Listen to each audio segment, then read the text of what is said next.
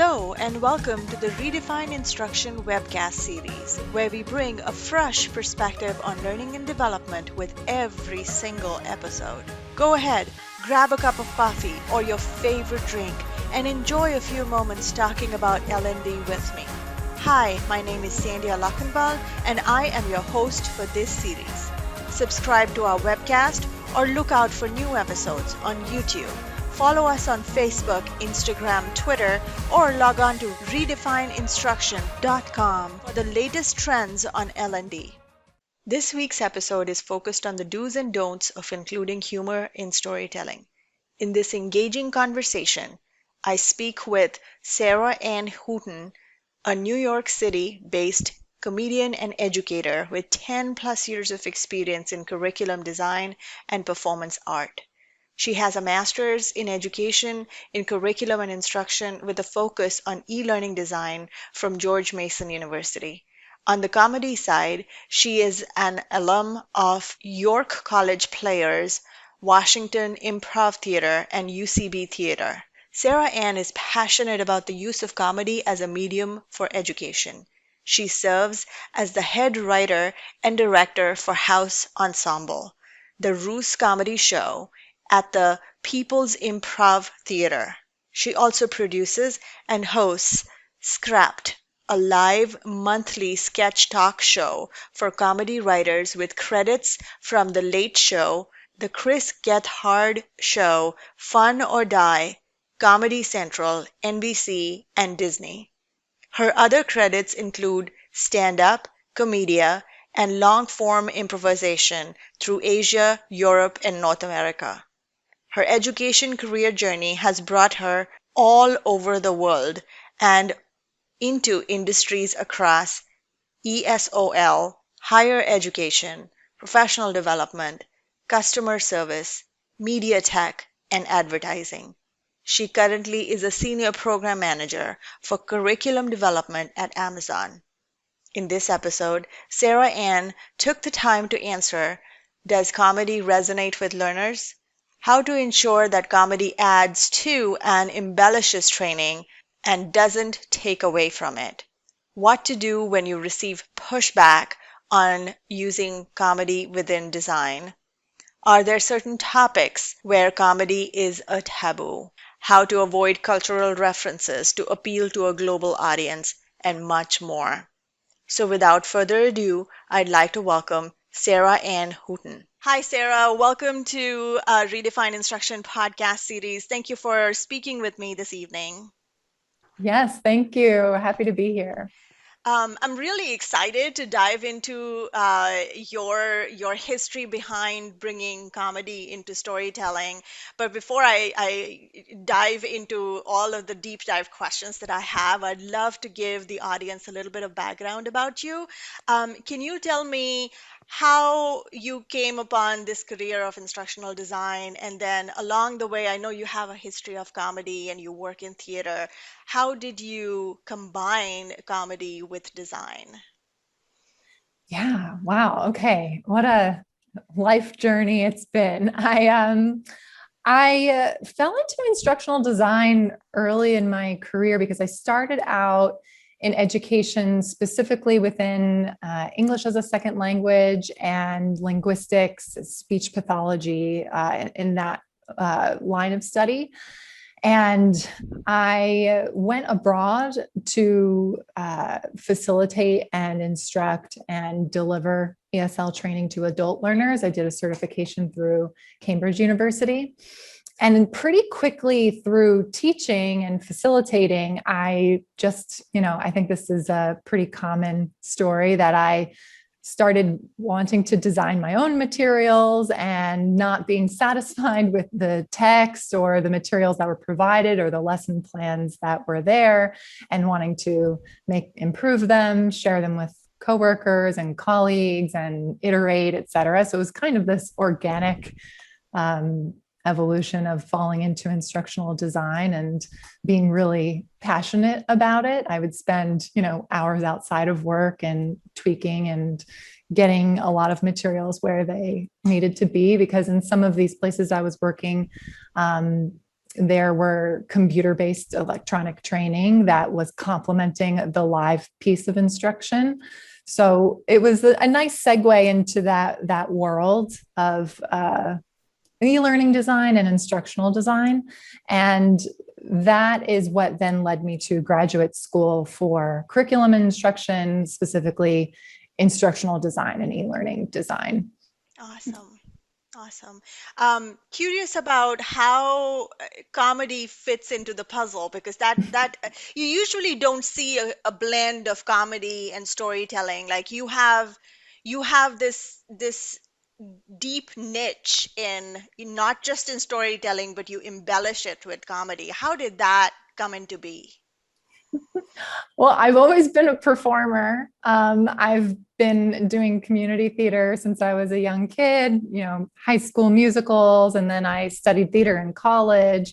So I was always a performer, always doing probably comedy more seriously in college and getting into improvisation, and stand up and sketch comedy. And that's always, then once I started getting into education, comedy became more of a side hobby or a side job if I got paying gigs. So it was more about just continuing to do the things I love, and finding those opportunities no matter where I lived in the world. Which I could probably talk about at length, go off on a tangent there in terms of how audiences and comedy changes throughout cultures internationally.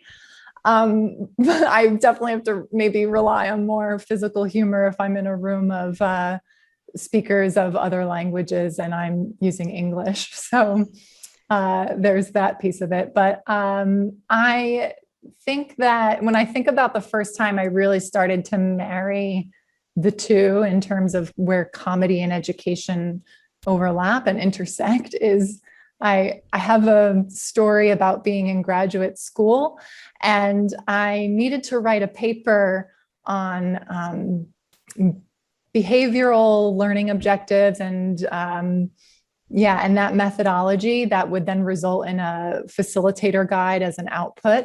And I was really dragging my feet and dreading it. And I didn't want to write the paper. And I was like, oh, I don't want to do this. And I didn't have any motivation.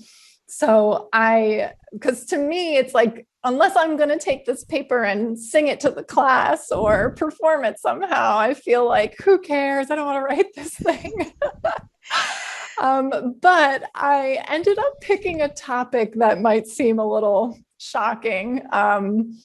The topic I picked for this behavioral learning methodology analysis instructor guide was how to use a squat toilet.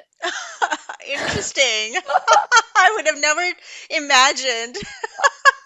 Which was, I think, me being a little cheeky to my professor of like, it doesn't matter what the subject matter is, but I'm going to do the assignment. Right.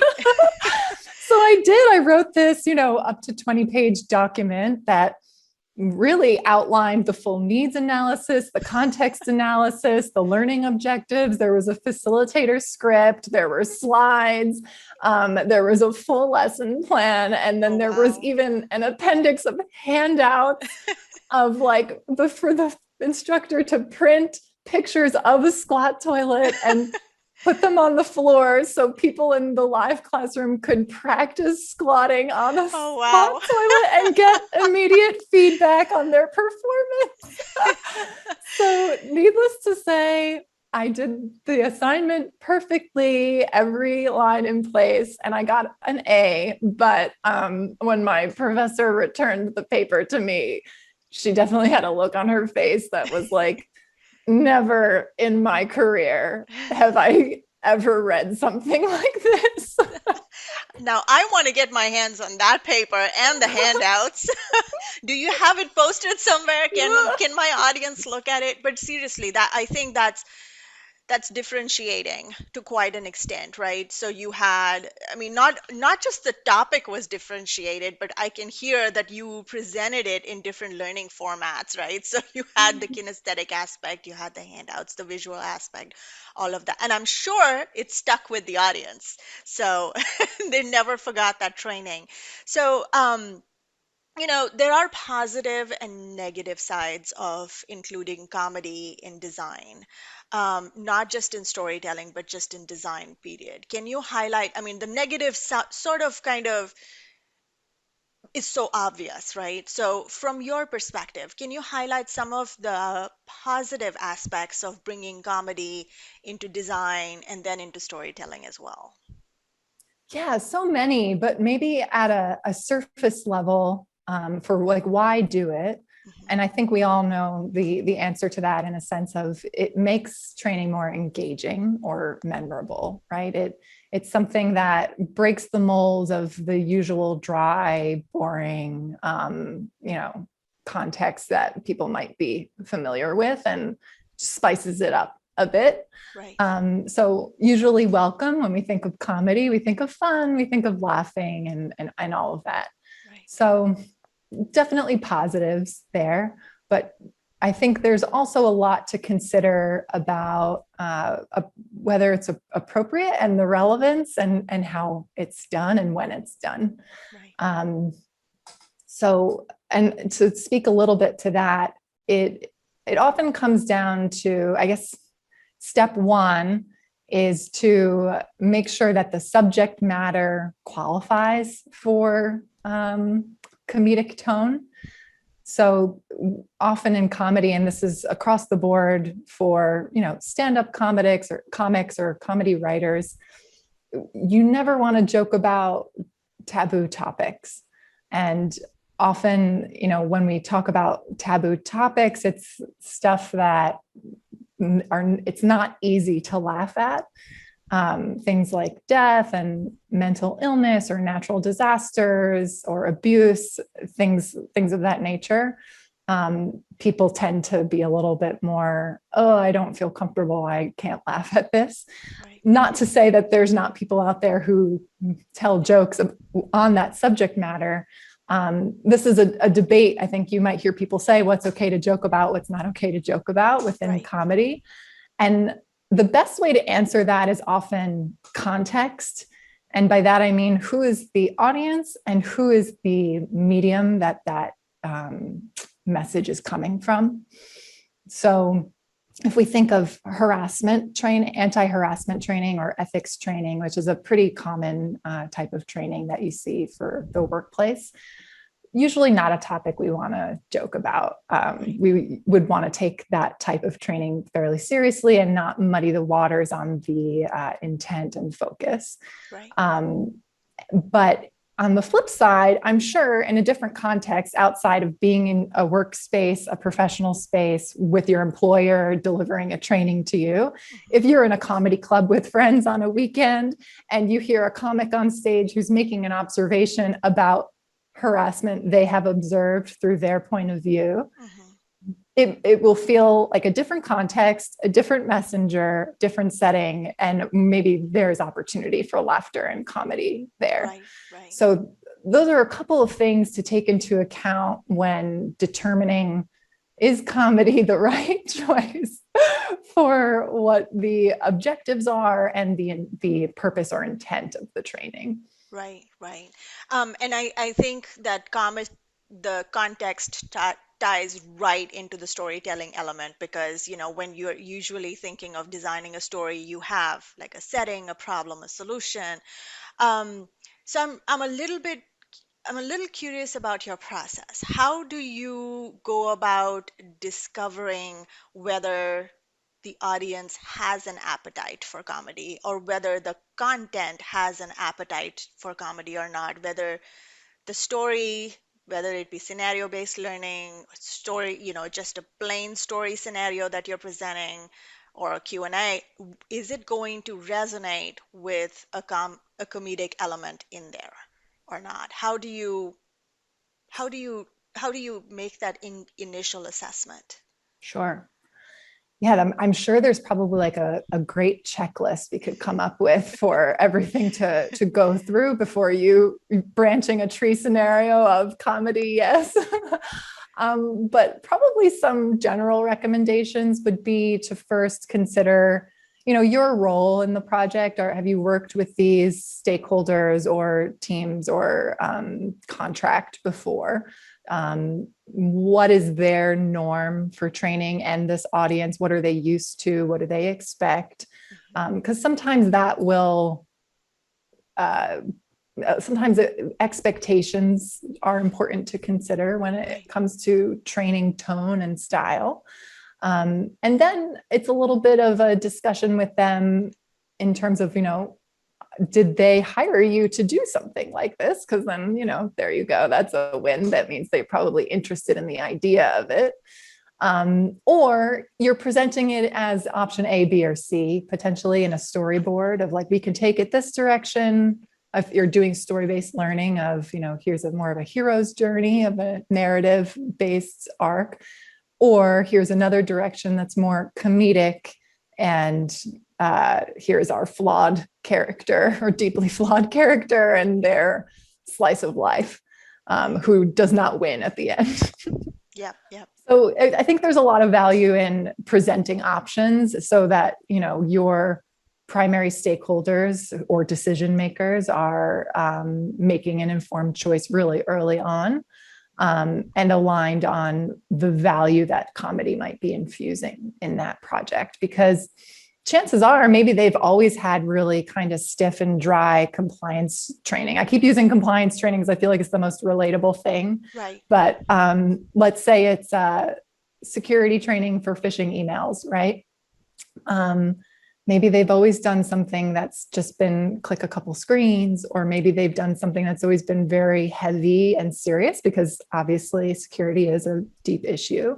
Right. But I think it's always worth exploring the alternative option, which is something more lighthearted and fun, that is engaging from a comedic point of view.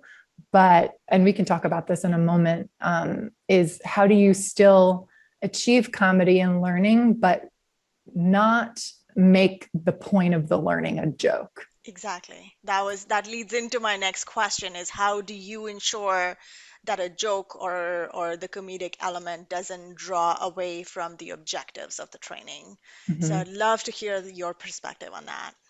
Yeah, because I think it's a really easy trap to fall into if you don't know what you're doing, if you don't hire a professional comedian to come in and kind of, and I'm not saying you need a professional comedian. However, as someone who has been doing comedy for almost 15 years, I still myself will have to get peer review from other comics to know if something is funny. So, and we know this as designers. I do stand-up comedy pretty I'm not a great stand-up comic, but I do it because it's a really good tool for immediate feedback on jokes you write and whether or not they're funny. It's the audience gives you live feedback. Yeah. Painful live feedback that is brutally honest, because silence is, that was not funny. Right. So I guess what I'm saying is, if you are including the choice to do comedy in your training, you want to make sure that it is done correctly. Because what I have seen, the problem I have seen is that sometimes they will have the character or the narrator be kind of goofy, which I guess is funny in some way, but not in a purposeful way. Mm-hmm. And then their goofy demeanor or lighthearted, funny demeanor kind of makes it feel like the content is a joke or we shouldn't take it seriously. And so that's what I mean by it's a trap. Don't fall into that trap. When it comes to using comedy, you need to be just as laser focused as you are with your learning objectives and your and your content and the learning experience. Right. So now if we draw a parallel with story-based learning, typically if we have a character, perhaps like a third person character moving through the scenarios, those scenarios align with the learning objectives, and we see this character apply the skills learned and make decisions for problem solving or applying skills and then achieving these objectives along the way, and you helping out. I think that there's a lot of opportunity here for this character to be the comedic relief. And then there needs to be pause to kind of bring it back to reality or pull it back to a focus of, okay, we're putting the comedy on pause. And now you need to reflect for a moment on like, what is the right thing to do? And like, what is the learning objective being achieved here? And how is the training not a joke? Right. It's kind of contained and isolated within this point of view of the character. Right, right. I love how you said there's a pause, there's a deliberate transition that takes place with, okay, we are done with the comedic element, and here's where the story, the scenario, the content comes in. Mm-hmm. So I'm a little curious about so my exposure to comedy and storytelling has been secluded to characters or maybe one isolated event in the content. You obviously have the width of the exposure in terms of how the different elements or components of comedy comes into design or storytelling. Can you give me some of the elements that you use to bring in comedy into storytelling or into training and design? Wow. I know it's a huge topic to cover. I swear, Really, maybe one day you'll inspire me to write a book, perhaps, yes, because it yes, seems like, we could geek out for hours about the yes, possibilities. absolutely. One thing I'll say quickly before we transition off of character point of view, character-based storytelling, is that just to keep in mind that this character is the fool, in that we, through feeling superior to them, see a lot of their flaws and failures and maybe not being able to do correctly what they should be doing as an opportunity to laugh, because we see their failure reflected back at us, because we sometimes do that too. Mm-hmm. But so we commiserate and we understand them, but also we can laugh at them because they should know better. And just to like give some context there, when I talk about characters having a strong point of view, it's easier said than done. You need to really crystallize what is it that this character believes and thinks, and what is it their tragic flaw. And a good example there is, I always use The Simpsons as an example because everyone knows The Simpsons. But if we think of each Simpsons character, we know their really strong point of view. Like Homer is lazy and kind of simple-minded. Marge is usually very concerned. Lisa is very smart and righteous, and Bart is mischievous. So if, let's say, for example, someone like Bart, who is a mischievous preteen, and we know this about him, and we know this is true, and we know this is his whole deal, and that no matter what he does, it's always through that point of view, we would see Bart go through the learning objectives of, I don't know, correctly reporting phishing emails in a mischievous way. So when Bart has to try to do this learning objective, we see that he, I don't know, maybe he responds to the phishing email with a photocopy of his butt on the printer or something. I don't know. So like, it's like we understand him, and this is how he always behaves. And it's of his own fault that he does this, despite the education he's received not to do it. So those things make it easy for us to laugh when we understand why that person thinks that way and who they are, and that it's their own fault.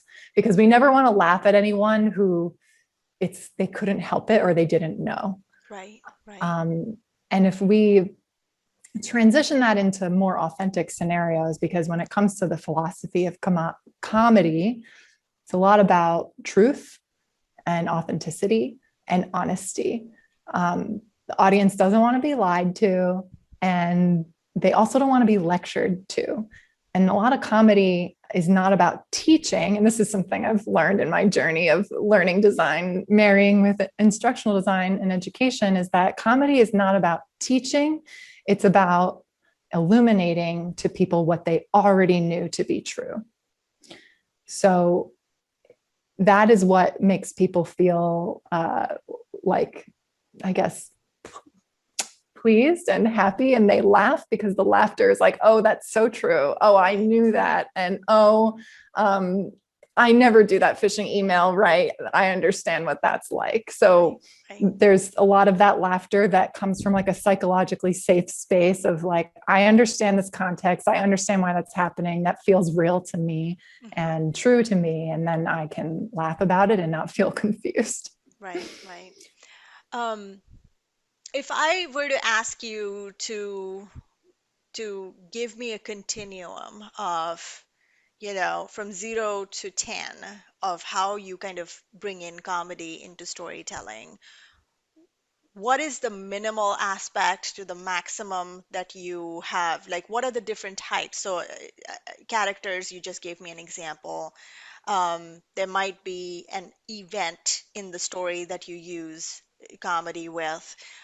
Jokes are another way that I can think of, but I definitely can't, I don't have the imagination that you do of wrapping my head around what are the different ways, what does the continuum look like, from one isolated um, incident, for lack of a better term, of comedy to Mhm. embellishing it in several different spots and different ways of doing it. Yeah, that's good insight to have, because I think sometimes when we think of a learning experience, it can be contained within one module, right? But also perhaps there's a learning experience that is structured over time, multimodality, or different avenues to take in a more, I guess, choose your own adventure approach of the resources provided to you. Right. I think for anything that's going to be contained as a single seating and delivered from start to finish in completion, I would say that you should maintain tone. In that, if you're going to include comedic elements, it should be sustained. I think that it might be confusing if you perhaps, and I'm thinking of this through perhaps a self guided learning experience that might be through e-learning. Like it'd be odd if you had something really funny happening at the top, but then like the comedy stopped. So then it feels like they don't know if they should be laughing anymore. So I would think consistency is important within a contained learning experience. However, if there's more of a smorgasbord of options of learning to choose from, perhaps there's like a series of videos or courses or speakers you can listen to. I think then you probably have some flexibility, because I have seen micro videos done that are more like funny and lighthearted to maybe introduce new concepts to a large group of people before they start diving in deeper to subject matter. And I think that's a great engagement tool. And I've seen that done well, especially to what we were talking to a moment ago with authenticity, that if you come up with a script where the people in your office are the actors themselves in playing out these scenarios, that there's a lot of fun to have there, especially if you are, again, like I said before, making it psychologically safe to laugh at what's happening. For example, maybe it's the CEO or someone in the C-suite that's being interviewed and they don't know the answer to something. We feel safe to laugh at them because it's like, you should know the answer to that easy security question. Right. Versus you're interviewing someone on their first day and they feel embarrassed, Right, right. What a great example. Comedy, like you said, the comedy plus design, it's still a little unheard of, right? There are no resources on it, which still makes me feel like this is a relatively new concept in instructional design. Wondering if you've ever received pushback from stakeholders on including comedy in the design or storytelling, and how did you navigate that? Yeah, I think it depends. I've worked in a lot of different environments, industries, fields, whether it was higher education or private or corporate or government. I think a lot of it really depends on audience and like what is approved for legal reasons or what needs to be a pretty and strongly adhering to a certain content style for consistency. So there's a lot of variables there that would have, of course, received pushback. But I do have a memory of early in my instructional design days of working with a team. And this is like a rookie mistake. Mm-hmm. I think I was working with some other designers and we were thinking, oh, let's just put in a lot of funny pictures in this in this module because it's going to just make it more fun and engaging. But that's clearly violating most e-learning principles if you're including images that are not super relevant to the training that's happening. So not necessarily a comedy issue, more about learning design issue. But we did for sure get feedback and pushback that was like, remove these. We thought they were hilarious. I think it was probably pictures of like, I can't remember now, but probably kittens, Have you had circumstances where traditionally people have not been exposed to comedy in a certain topic, in a certain training, and you've, like you said, presented options to them, like when one is the traditional mode of training, and then you've kind of added an element of humor, and we can do scenario-based or story-based learning in one way where everybody's serious and you're just listening and answering questions and the traditional e-learning method, and then you have like maybe a character that has humor or an incident that has humor. Have you been able to change somebody's perspective by presenting two different scenarios? Like, I'm just curious about it because I think it also has a lot to do with the schema that the audience brings, right? So the audience, whether the audience has, or even the stakeholders, right? They have the schema that they bring. Engineers or software designers or physicians have typically less of a appetite for humor than some of the younger executives who are just coming into, or if you're talking to the C-suite, there's definitely an apprehension from the learning and design team to throw in a comedic element in there. So I'm just wondering if, there were traditionally you find not a lot of designers delving into humor.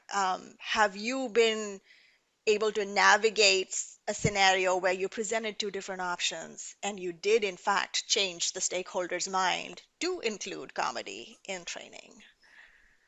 I probably can't talk about this in too much depth just for, I guess, maybe proprietary reasons. But I think a good way to describe it is that there wasn't a lot of flexibility for humor within the time constraints and the modality and what needed to be achieved.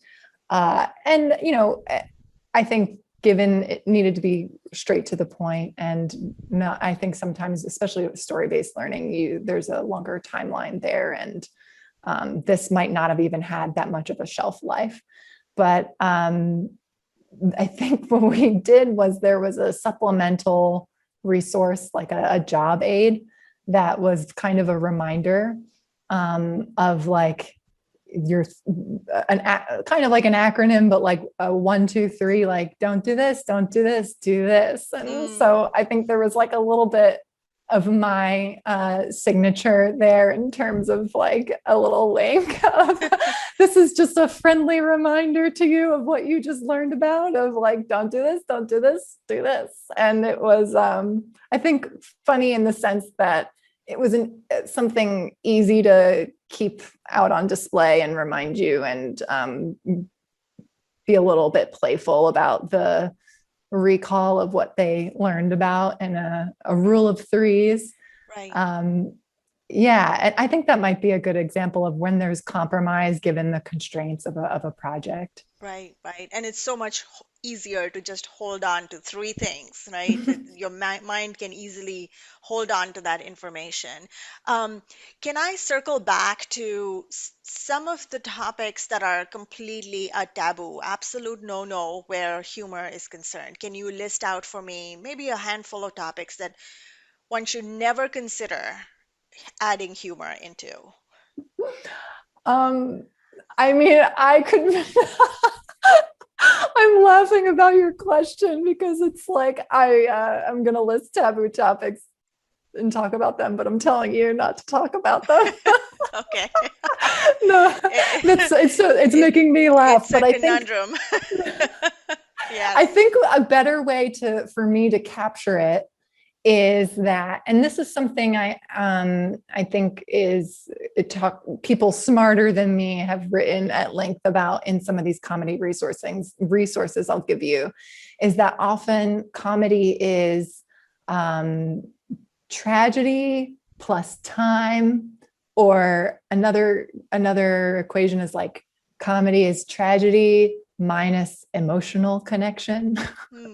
So that sometimes plays a factor if you're going to talk about topical things. I know I mentioned some things earlier in terms of illness or death or abuse or disaster, but sometimes, people feel like a punchline of a joke could be the Revolutionary War, but less comfortable about it being 9/11. So there's a little bit of like that nuance to navigate with taboo topics. But you also mentioned something earlier about internationally how taboos might differ. Right. That is 100% also something to take into consideration as much as you can. There, of course, might be misses if you don't have the resources at your disposal to properly vet something, but hopefully you are able to.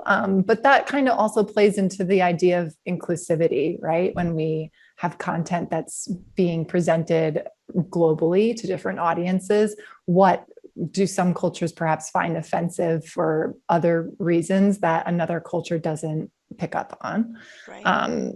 And yeah, that's 100% would fall under taboo topics. Right. So a lot of us work for global organizations, right? So I think there's the restriction of resources that are available at our hand. Like we are sitting here in the United States working for an organization that's potentially functioning across the globe. How do you go about, first of all, making sure that the learning that's going to be probably pushed out in Asia or Africa is culture agnostic, but even the comedic elements that they can have culture sprinkled on it, or even reference to context, right? So, for example, a television series that might be very well known here in the United States people might not even be aware of it in Asia or Africa or some of the other continents. How do you make it agnostic enough so that the humor is still valid? And then I'm going to throw in a two-part to that question is, we sitting in the United States, what is a good way for us to know or do the discovery of, this is culturally not appropriate for someone in Asia, or this is culturally not acceptable in Europe? I mean, there's also the sensitivity aspect and the relevance aspect that's in there. Yeah.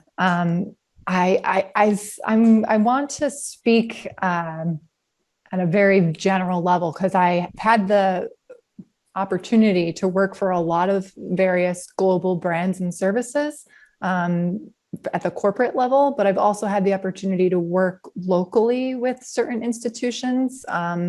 So in both of those cases, whether you're at a headquarters for a global operation or you are with a local team in a country that is foreign to yours, either way, whatever situation you find yourself in, it would require doing the due diligence of meeting with local, I don't know if it's subject matter experts or people who are able to review and collaborate on those needs in terms of reviewing drafts or ideas or storyboards and giving that feedback on potentially just what is appropriate for this audience, or deep diving into what are some of pop culture references or fun pieces of humor that are typical within this culture. We'll see. My feeling is that if you're really going to try to drive an initiative that is authentically, truthfully funny within a specific culture or language, I would highly recommend that you're having a writer who has that skill set from that region to collaborate with and be involved, because I think it's a tall order to get it right. If you're trying to achieve, I guess, the level of comedy that you're aiming for. I think there are some universal themes in comedy in the sense of it's often in video editing. I think you can get away with a lot of, let's say there's a character that's in your story that's just like a bouncing ball with a little cute face. And this bouncing ball keeps like bouncing into things, or he gets sad and then like the camera zooms in on his face and then edits out of the way. It's almost a la Pixar, right? I think there are these other realms of what we are delighted by and feel connected to as humans that are not necessarily based in language or pop culture reference. So what I'm hearing is pilot test if you do want to go that route, or play it safe by keeping comedy separate from, I mean, that's probably the safest route, right? If you don't want to experiment. But if you do want to delve into it, pilot test is one way of doing it. Getting someone who is embedded in that culture to look at it, or either potentially write for you. That's another thing that we can rely on.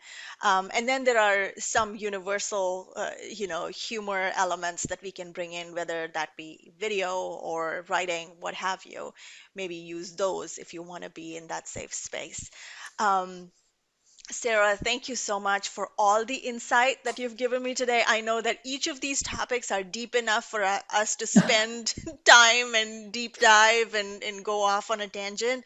I would love to have you back at another time, maybe pick one topic at that point in time and go deeper. But I really do appreciate your time this evening. Same. Thank you so much for having me. This was a lot of fun to talk through.